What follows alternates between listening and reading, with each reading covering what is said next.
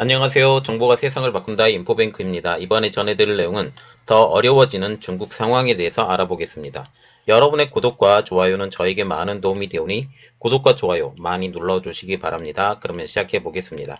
지금 현재 우한 폐렴으로만으로도 힘든데 조류독감까지 후난에서 쓰촨까지 지금 이동한 상황에 대해서 알아보겠는데요. 먼저 조류독감이 인체 감염이 어떻게 되는지 그림이 하나가 있어서 이것을 알려드리겠습니다. 지금 현재 조류라는 것은 새 조자죠.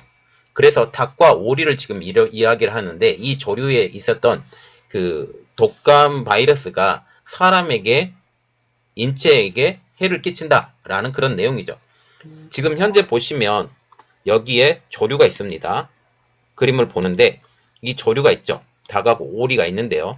여기에 조류 독감이라는 바이러스가 있는데 이 조류 독감이라는 바이러스가 이렇게 사람에게 영향을 준다라는 거죠. 또한 이게 돼지를 숙주를 매개체로 해서 이 사람에게 유행을 시킬 수 있다라는 그런 내용도 나와 있어서 이 두 가지 내용을 다 보시면 됩니다.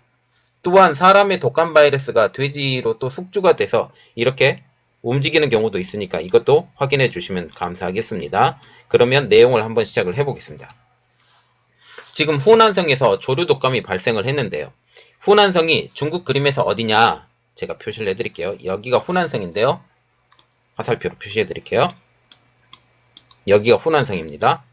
이곳이 후난성이에요. 그런데 지금 신종 코로나 바이러스로 말하고 있는 우한 폐렴은 어디가 있느냐? 후베이성이죠. 여기가 후베이성인데요. 보시면 후난성하고 후베이성하고 맞붙어 있는 데입니다. 그래서 후베이성에서 후난성으로 이미 우한 폐렴이 많이 연결이 됐고 지금 보시면 저장성에서도 지금 문제가 됐죠. 그리고 가장 큰 문제가 또 되어가고 있는 게 광둥성입니다. 광둥성, 홍콩, 마카오까지 지금 연결이 돼가려고 하고 있는데 이런 지금 라인 지금 광둥성을 폐쇄를 시킬까 말까 고민하고 있는 중으로 제가 알고 있는데요. 자, 여기에 가장 중요한 것 후베이성의 우한이 어떤 강이 통과하고 있냐? 이 통과하고 있는 강이 어떤 강이냐면 지금 현재 양자강, 장강이라고도 불리는 양자강이 지금 흐르고 있는데요. 여기가 어디가 됐냐면 이런 식으로 상하이까지 연결되어 있는 게 양자강입니다. 지금 이 조류독감이 후난성뿐만 아니라 지금 쓰촨성에 있는 것까지 조류독감이 발생을 해서 지금 문제가 되어간다 라고 보시면 되겠습니다. 내용을 한번 들어가 보겠습니다. 2월 1일 날 중국 농촌부는 이렇게 발표를 하고 있는데 호난성 썽칭 지역 샤오양시에서 조류독감인 H5N1 이게 제일 유명한데요.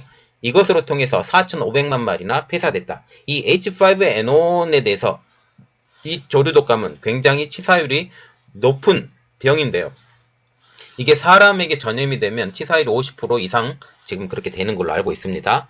후난성은 2019년도 4월 달에도 조류독감이 발생했고 이번 조류독감으로 17,800만 마리가 살처분된 상태입니다.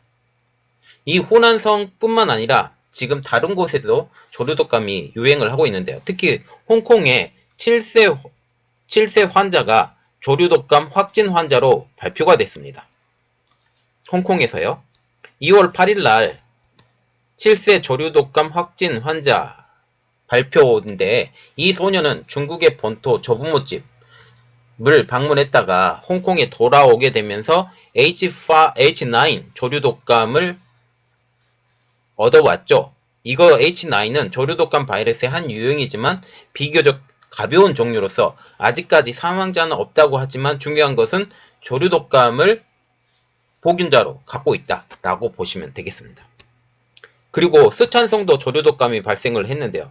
우리가 지금 보시면 쓰촨성 어디냐? 지금 여기가 쓰촨성이죠? 그리고 후베이성은 여기 있습니다. 우한으로 통하는 후난성은 여기 있죠?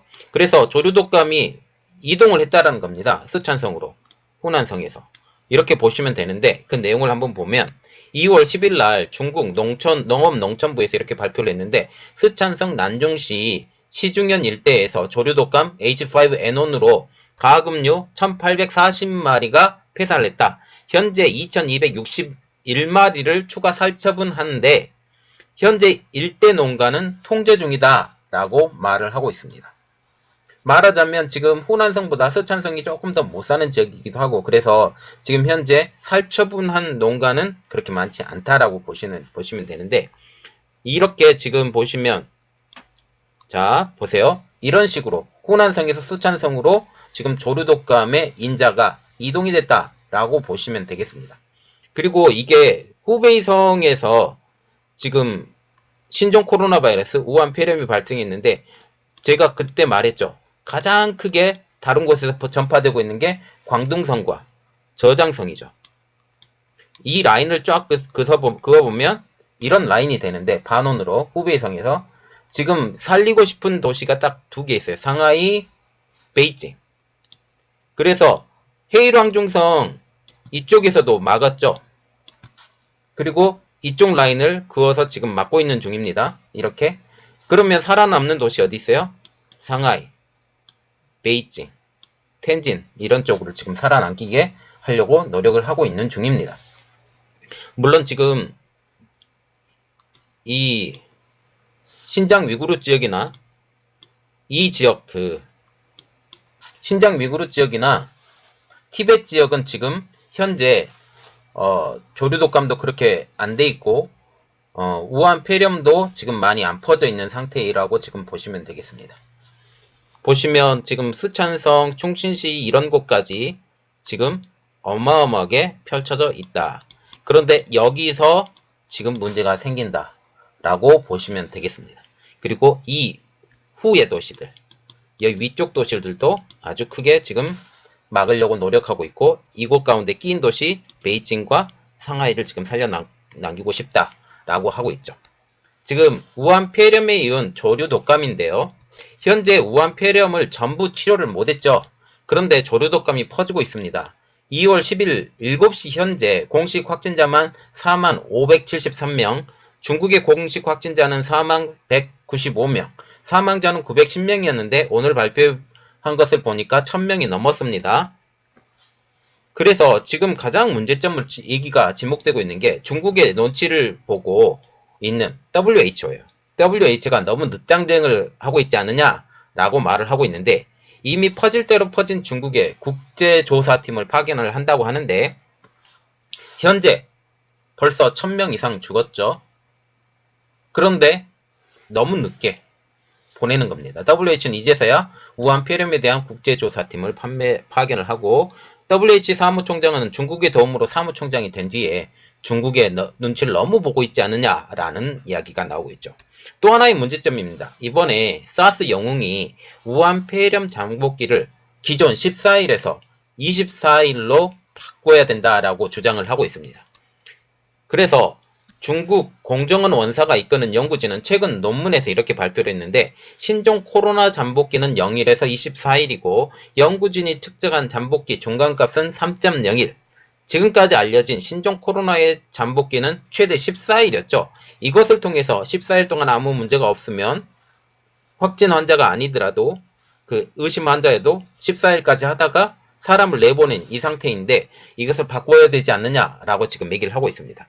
그는 이 논문에서 지금 현재 기고 단계이며 발표 전 글로벌 학계의 검토를 거쳐야 한다고 지금 덧붙이기도 했는데요. 해당 논문에서는 슈퍼 전파자의 존재 가능성도 언급을 했습니다.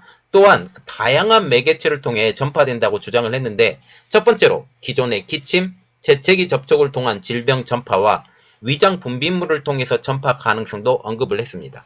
또한 이런 것들도 발표가 됐었죠. 어떤 거냐면, 환자가 살고 있는 집의 문고리에도 코로나 바이러스 인자가 검출됐다라는 말까지 지금 나올 정도로 굉장히 위험한 상태입니다.